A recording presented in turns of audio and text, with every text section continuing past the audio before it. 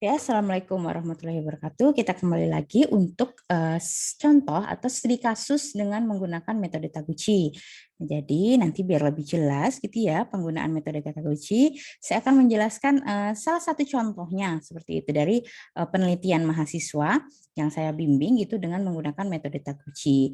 Nanti untuk contoh-contoh studi kasusnya teman-teman bisa melihat referensi banyak sekali di jurnal itu sudah digunakan untuk aplikasi metode Taguchi seperti itu. Jadi langsung saja kita share screen. Oke, nah di sini ada studi kasusnya.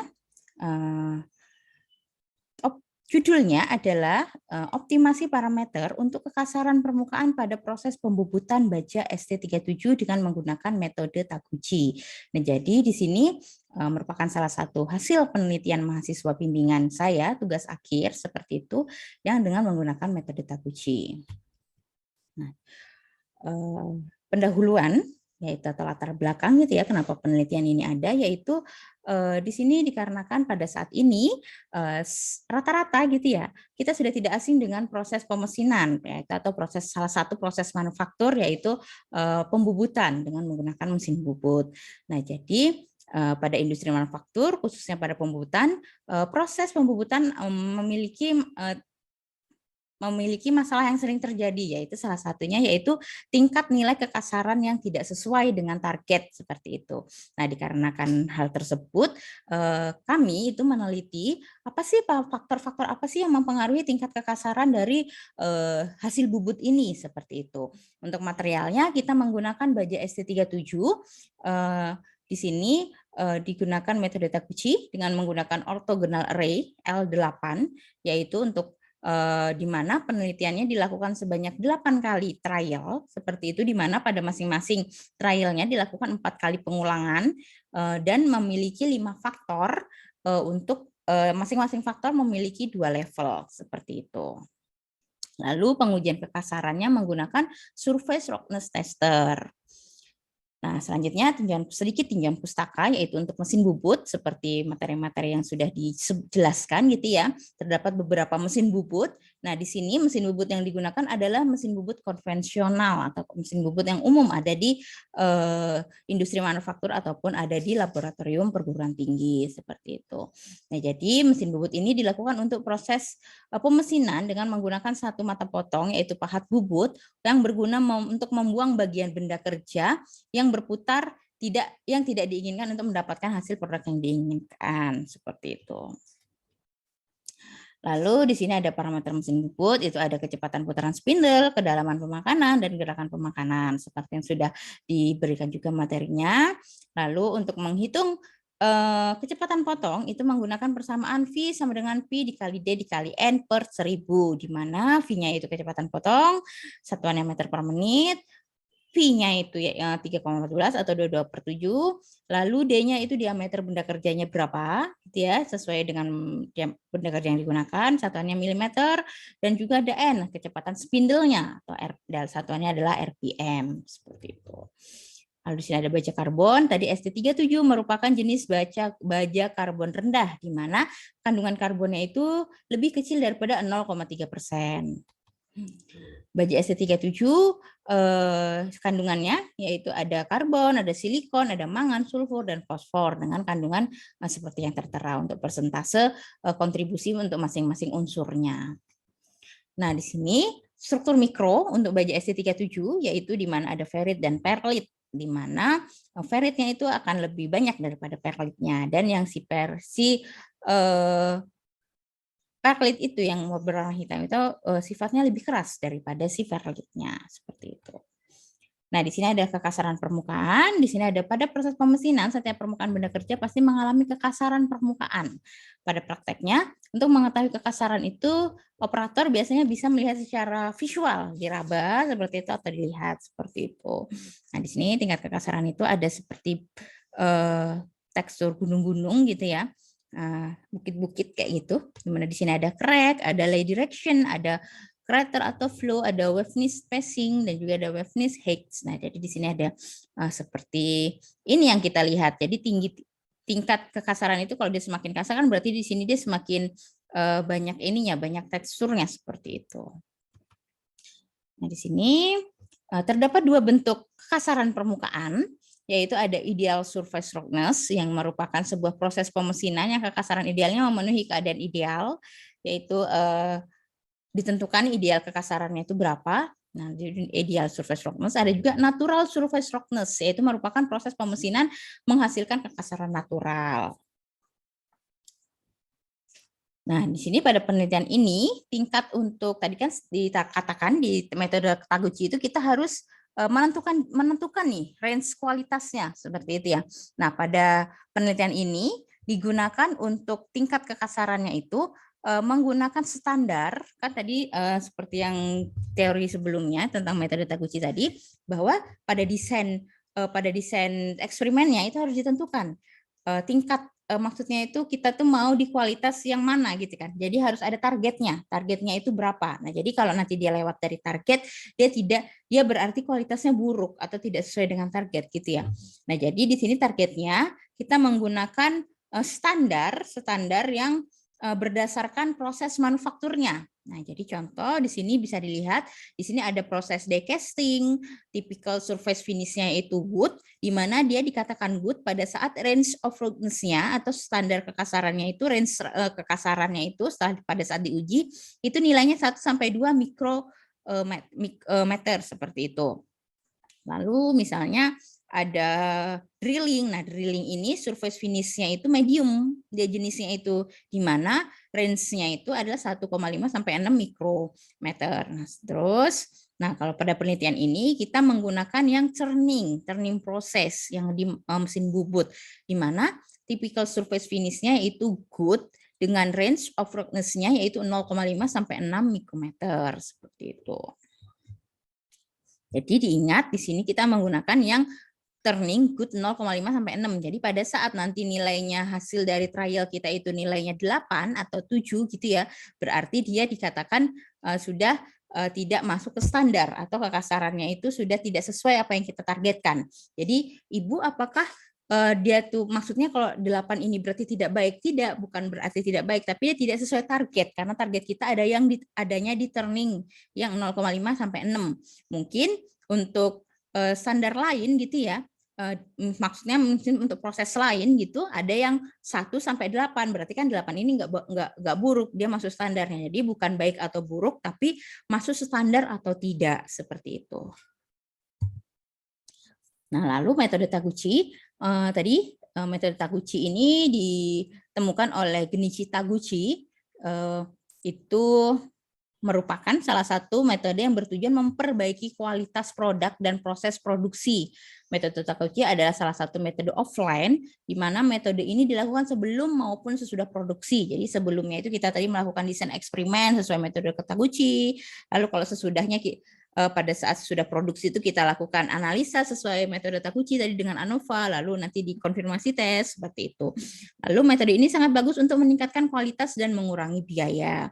Kenapa kok dikatakan mengurangi biaya? Karena dengan desain-desain Taguchi tadi, tabel-tabel L8 atau orthogonal array-nya, kita sudah dibantu tuh, maksudnya pada saat L8 kita hanya membutuhkan 8 kali trial gitu. Kita di situ sudah dianggap kita memenuhi syarat dan bisa mengetahui apa saja yang berpengaruh seperti itu. Jadi kita tidak memerlukan biaya untuk melakukan eksperimen yang banyak gitu, yang tidak perlu akhirnya kayak gitu.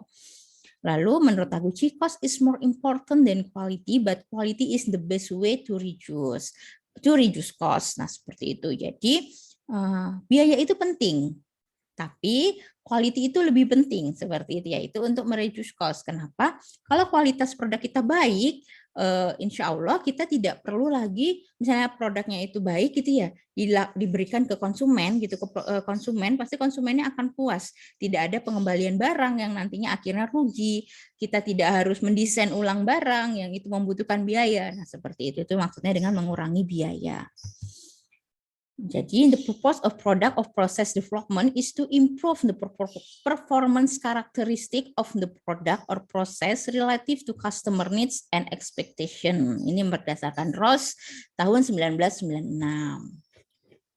Itu purpose kita untuk meningkatkan produk itu yaitu untuk mengimprove, meningkatkan juga performansi produk itu. Jadi jangan sampai kita maksudnya kita melakukan penelitian gitu ya, mau meningkatkan produk, ternyata malah hasil eksperimen kita ini malah buruk gitu, maksudnya malah menurunkan si hasil produk itu. Contoh, kita nih misalnya kita punya produk, kayaknya kalau kebanyakan variasi gitu ya akan lebih baik. Oh ternyata tidak, semakin banyak variasi kita semakin sulit mengontrolnya, dan itu bahkan akan menambah jelek produk kita. Jadi kita tuh sebaiknya fokus gitu untuk performansi produk, dan produknya itu tidak terlalu bervariasi seperti itu. Nah, jadi ini tadi langkah metode Taguchi itu ada 3 tahap. Ada perencanaan eksperimen, yaitu untuk mengetahui faktor-faktor yang mempengaruhi yang dapat digunakan dengan diagram sebab akibat atau diagram tulang ikan. Lalu ada tahapan pelaksanaan eksperimen, yaitu jika suatu eksperimen pelaksanaannya sesuai dengan yang sudah dirancang dengan baik, maka akan memudahkan peneliti saat melakukan analisis dan dapat mendapatkan hasil yang lebih akurat. Lalu ada tahapan analisis eksperimen, kita menganalisis dengan menggunakan metode ANOVA seperti itu untuk mengetahui pengaruh dari masing-masing faktor terhadap produk yang kita buat seperti itu. Nah, di sini ada karakteristik kualitas, ada 3, nominal is the best, smaller is better, dan larger is better. Nah, di sini persamaannya ini adalah persamaan untuk smaller is better, karena pada penelitian ini menggunakan karakteristik kualitas smaller is better. Jadi semakin rendah dia nilainya atau semakin di dalam target gitu ya, dia akan semakin baik, semakin tinggi dia akan semakin buruk seperti itu. Jadi untuk persamaannya ini berbeda. Untuk nominal is the best ada persamaannya sendiri, berbeda sedikit gitu dia perumusannya. Larger is better juga berbeda sedikit gitu. Nanti bisa dicek di paper gitu, di paper nanti lengkap untuk masing-masing persamaannya. Di sini ada orthogonal array tadi, di sini menggunakan L8.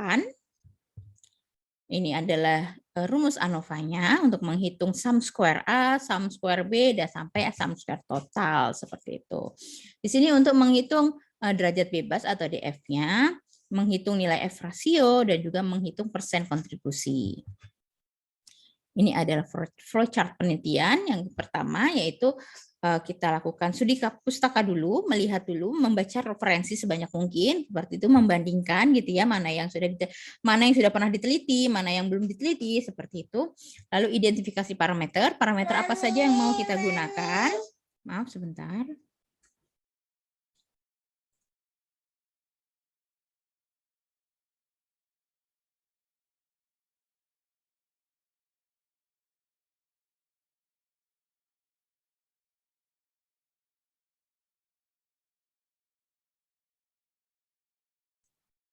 Lalu tadi identifikasi parameter, kita identifikasi parameter apa saja yang mau digunakan. Lalu habis itu kita merancang desain eksperimen sesuai metode Taguchi, yaitu kontrol faktornya itu apa saja, noise faktornya itu apa saja, seperti itu. Kontrol faktor tadi yang bisa diukur, sedangkan noise tadi yang sulit untuk diukur gitu. Jadi di sini pada penelitian ini kontrol faktornya ada 5. Untuk masing-masing faktor itu ada 2 level. Jadi ada kedalaman potongan, itu 2 level, ada yang 1 mm, ada 0,5 mm.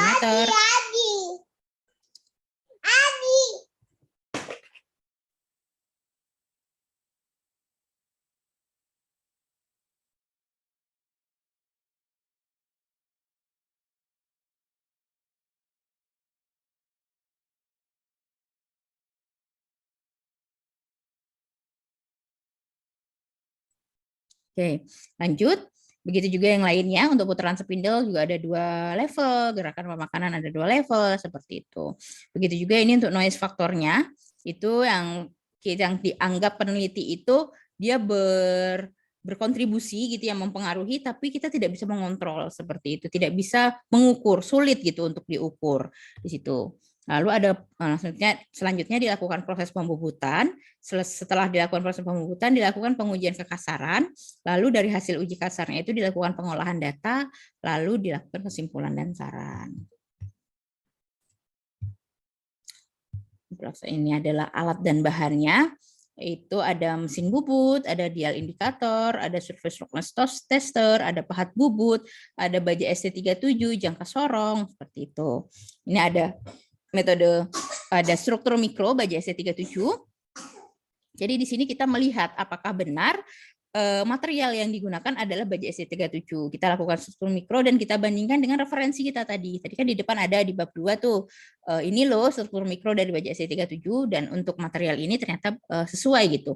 Seperti pada referensi bahwa ini adalah baja ST37. Ini adalah diagram fishbone-nya sebab akibat tadi. Jadi di sini nilai yang akan kita nilai itu adalah tingkat kekasarannya. Nah, jadi kekasaran ini itu disebabkan oleh siapa aja gitu ya.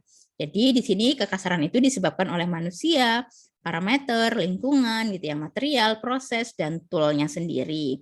Untuk manusia misalnya ini ada jam kerja, kesehatan, skill kayak gitu. Jadi untuk parameter itu ada kecepatan putaran, kecepatan kedalaman potong, gerakan pemakanan dan sebagainya. Jadi contoh misalnya Bu, apakah ini dipakai semua? Tidak perlu diambil semua. Jadi contoh pada penelitian ini, untuk yang manusia nih, kami hanya mengambil yang skillnya, gitu ya. Jadi skillnya ini kompeten atau tidak. Nah itu sebenarnya bisa diukur, tapi pada penelitian ini diberikan batasan bahwa kita tidak agak kesulitan gitu untuk mengukur seperti itu gitu. Jadi karena kan skill ini biasanya harus dilihat nih apakah si operator itu punya sertifikat dan apakah sertifikat itu sesuai dengan keahliannya seperti itu. Lalu juga misal kesehatan. Nah, kesehatan ini kan kita tidak bisa mengontrol gitu. Misalnya pada penelitian hari ini dia sehat nih, tapi misalnya pada penelitian minggu depan gitu dia kurang sehat. Nah, seperti itu. Tapi kurang sehat dalam artian tetap bisa bekerja, tapi setidaknya dia tidak fit seperti penelitian yang pertama. Nah, itu maksudnya tidak sulit gitu untuk kita kontrol. Sedangkan untuk parameter misalnya kayak kedalaman potong, kecepatan putaran kan ini gampang gitu ditentukan ya, maksudnya sudah pasti gitu, bisa kita hitung, bisa kita tentukan seperti itu contohnya. Nah, ini tadi yang saya sudah di depan dijelaskan sedikit. Di sini pada penelitian ini ada 5 faktor, untuk masing-masing faktornya itu ada 2 level seperti itu. Langkah-langkahnya. Nah, lalu ini didapatkan berdasarkan perhitungan gitu ya. Pada saat dia kecepatan putarannya 345 rpm dengan diameter benda kerjanya 24,5 mm didapatkan kecepatan potongnya 26,54 meter per menit. Nah, ini menggunakan kecepatan potong sesuai tadi persamaan di bab 2 dan juga persamaan yang kemarin kita sudah belajar gitu ya. Berapa ininya bagaimana cara menghitung kecepatan potong. Tinggal diaplikasikan di dalam sini. Begitu juga untuk laju pemakanan. Pada saat gerakan pemakanannya 0,1 mm per radian, kecepatan putarnya 345 rpm, laju pemakanannya adalah 34,5 mm per menit seperti itu dan seterusnya. Lalu di sini saya berikan contoh untuk bagaimana cara mengambil sampelnya. Jadi misalnya sampel 1 nih.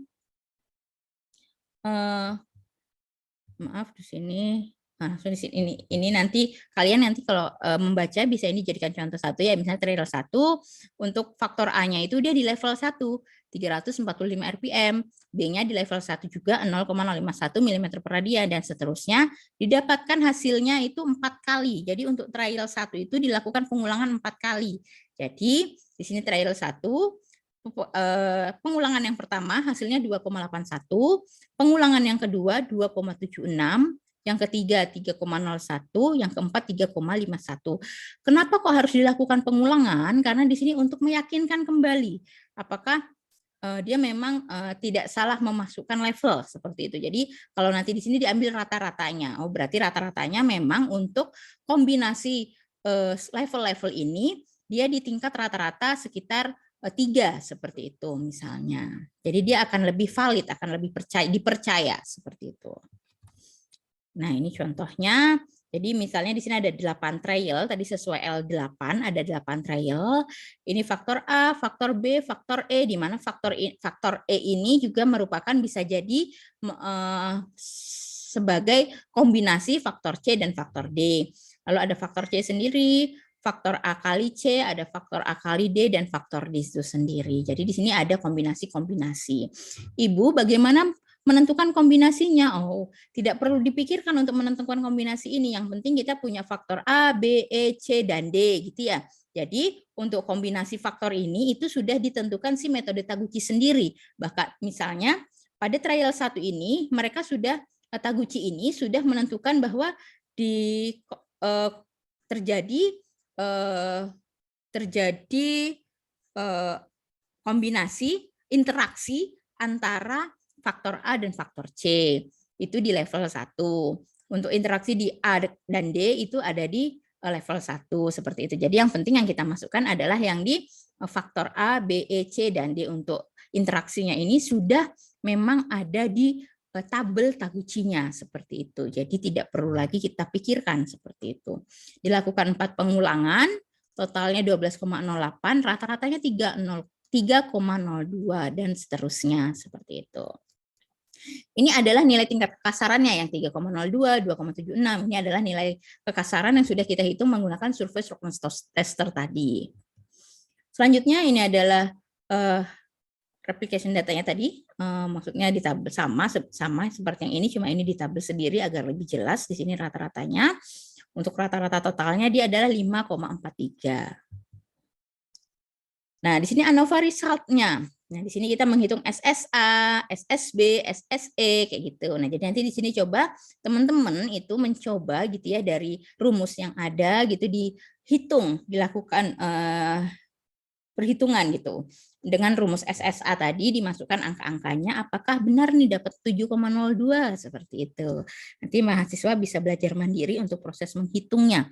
Seperti itu ya. Lalu di sini di V-nya, V kecil atau degree of freedom gitu. Di sini 1 karena tadi levelnya ada 2, jadi 2 minus 1 adalah 1. Jadi di sini masing-masing semua 1 karena dia sama gitu. Lalu ada F hitung, dan ada juga persentasenya. Nah, jadi ini yang menggunakan manual.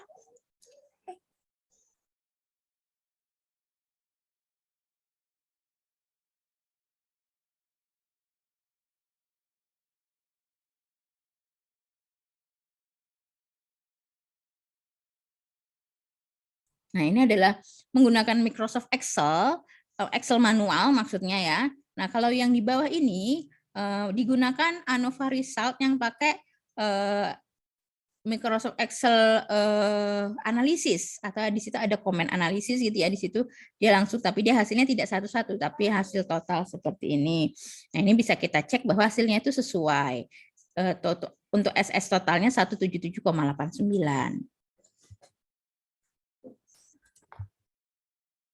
Nah, berdasarkan ANOVA ini, kita bisa lihat faktor mana sih yang paling berpengaruh. Nah, gitu ya, dari nilai SS-nya, dari sum square-nya.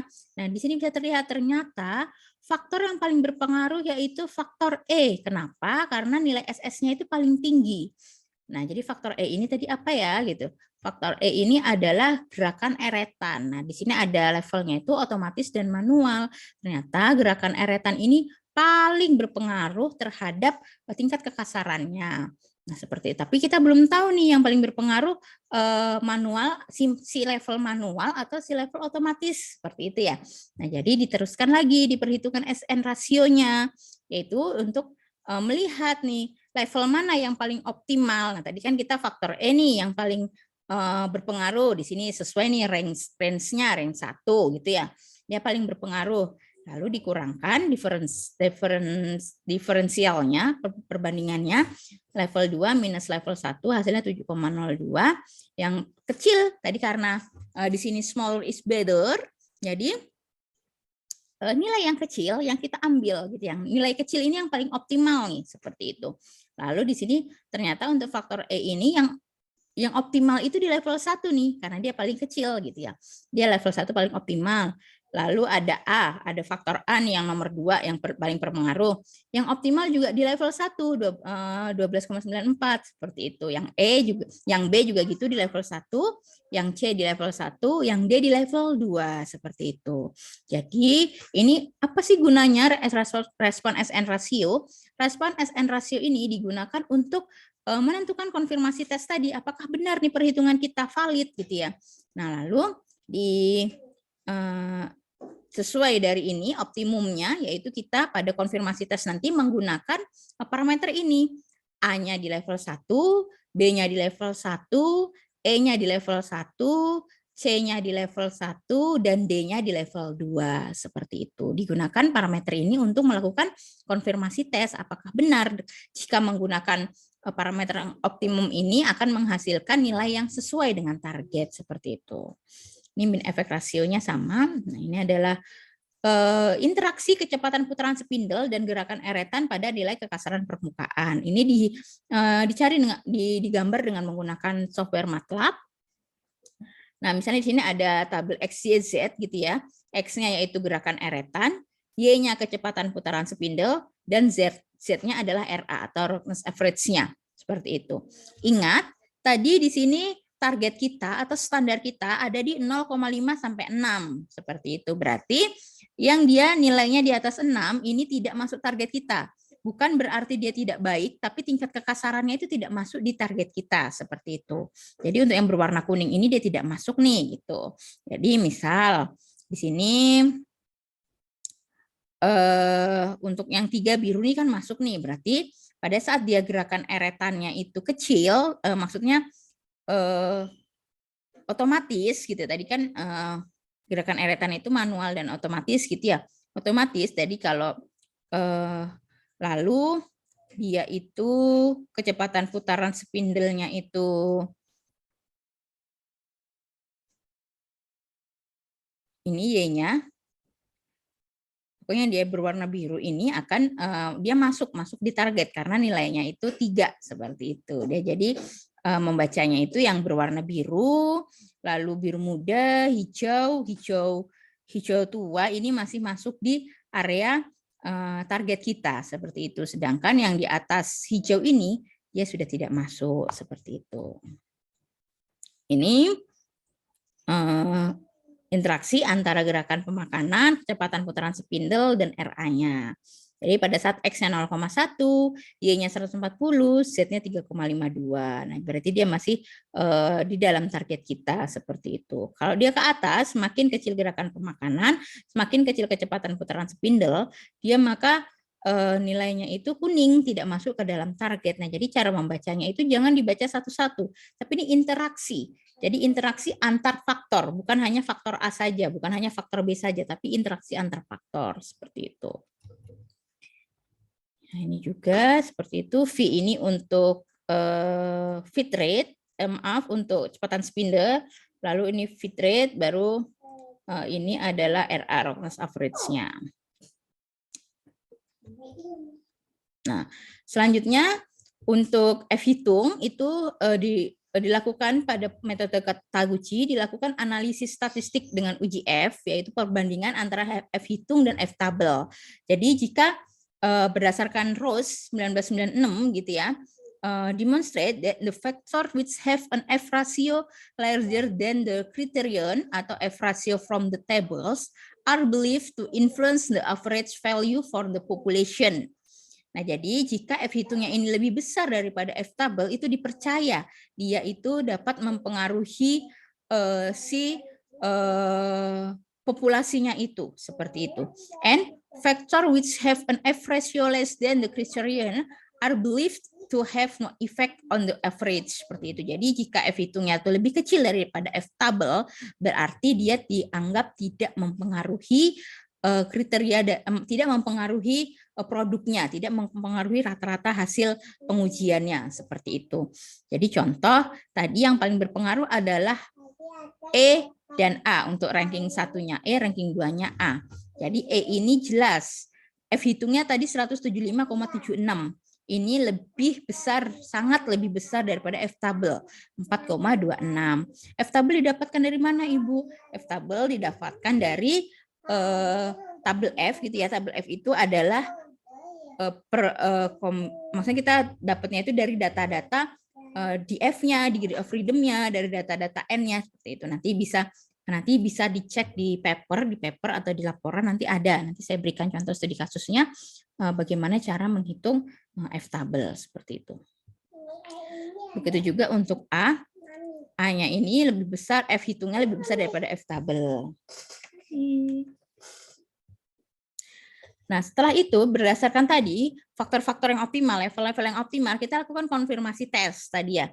Nah, ini hasil konfirmasi tesnya ini sesuai nih. Oh, ternyata dengan faktor yang optimal tadi dihasilkan nilai kekasarannya itu yang sesuai baik gitu 2,69. Oh berarti alhamdulillah perhitungan kita berhasil gitu ya, perhitungan kita valid, perhitungan kita sesuai gitu. Berarti nanti untuk misalnya pada suatu perusahaan gitu kita bisa memberikan rekomendasi, Bapak berdasarkan penelitian saya gitu ya, penelitian kami bahwa Mami ini Mami ini adanya udah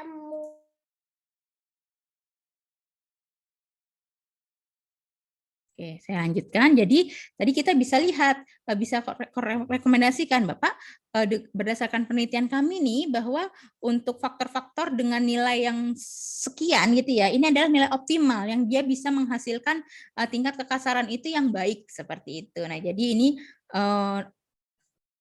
nilai optimal gitu pada suatu faktor tuh bisa dari ini loh Bapak hasil penelitiannya. Nah, seperti itu. Jadi faktor-faktor tadi yang kita dapatkan tadi yang misalnya faktor A di level 1, faktor B di level 1 tadi itu adalah nilai yang optimal. Dengan menggunakan kombinasi faktor itu pada level yang optimal itu dia akan menghasilkan nilai yang optimal dan itu sudah kita konfirmasi tes seperti itu. Ini adalah konfirmasi tes. Ini adalah interval kepercayaan, yaitu interval kepercayaan ini untuk melihat, mohon maaf sebentar.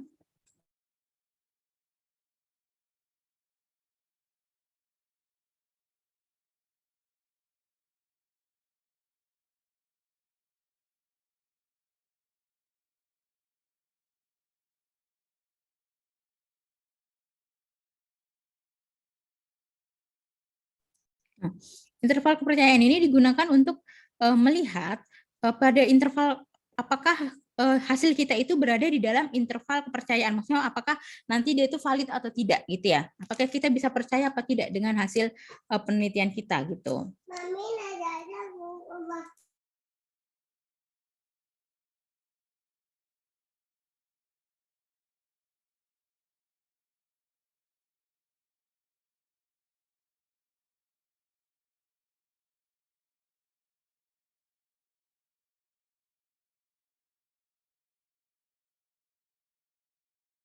Nah, di sini bisa dicek, ini adalah persamaan ya. Di sini kita menggunakan CI3, di mana yang kita ukur adalah interval kepercayaan untuk konfirmasi tesnya. Jadi di sini interval kepercayaan itu ada 3, ada CI1, CI2, CI3. CI1 itu yang dihitung berdasarkan hasil ANOVA gitu ya, baru CI2 itu berdasarkan hasil min vektornya, lalu CI3 itu berdasarkan konfirmasi tesnya. Nah, jadi saya pakai yang berdasarkan confirmation testnya. Jadi memang data konfirmasi tes yang digunakan seperti itu. Jadi di sini hasilnya adalah tadi rata-rata konfirmasi tes kan 2,69, untuk CI-nya itu didapatkan 0,678. Apakah mu 2,69 ini dia di dalam di batas standar gitu, di batas interval kepercayaan, di dalam range interval kepercayaan, dan ternyata dia benar. Hasilnya adalah 2,69 ini di interval kepercayaan. Berarti berdasarkan pada interval kepercayaan dengan alfa kita menggunakan alfa tingkat kepercayaan atau confidence levelnya itu 95%. Jadi kita anggap penelitian ini tuh 5%-nya masih bisa error, tapi kita percaya 95% seperti itu. Rata-rata nilai eksperimen konfirmasi berada pada range interval kepercayaan, sehingga dapat dikatakan bahwa hasil penelitian ini memiliki tingkat kepercayaan yang baik seperti itu. Nah, jadi bisa dikatakan penelitian ini adalah valid karena dia masuk di range interval kepercayaannya seperti itu. Kesimpulannya, parameter-parameter yang diuji pada penelitian ini berpengaruh terhadap kekasaran permukaan. Gerakan eretan memegang peran penting terhadap kekasaran permukaan hasil pengubutan pada penelitian ini, di mana gerakan eretan ini memiliki pengaruh yang lebih tinggi daripada parameter-parameter lainnya. Yang ketiga, parameter yang optimal pada penelitian ini didapatkan di mana kecepatan spindle 345 rpm, gerakan pemakanan 0,051 mm per radian, kedalaman potongnya 1 meter, pendinginannya yaitu kering, dan juga gerakan eretannya itu otomatis. Itu adalah faktor-faktor dan level yang optimal yang didapatkan dari hasil penelitian ini. Seperti itu. Demikian hasil maksudnya studi kasus, salah satu studi kasus dengan menggunakan metode Taguchi. Semoga dapat menambah ilmu pengetahuan untuk teman-teman sekalian dan juga nanti bisa diterapkan untuk metode-metode lain, maksudnya diterapkan untuk studi kasus lainnya. Silahkan jika ingin ditanyakan, bisa langsung menghubungi saya, baik itu WA ataupun email. Terima kasih atas perhatiannya. Tetap jaga kesehatan. Assalamualaikum warahmatullahi wabarakatuh.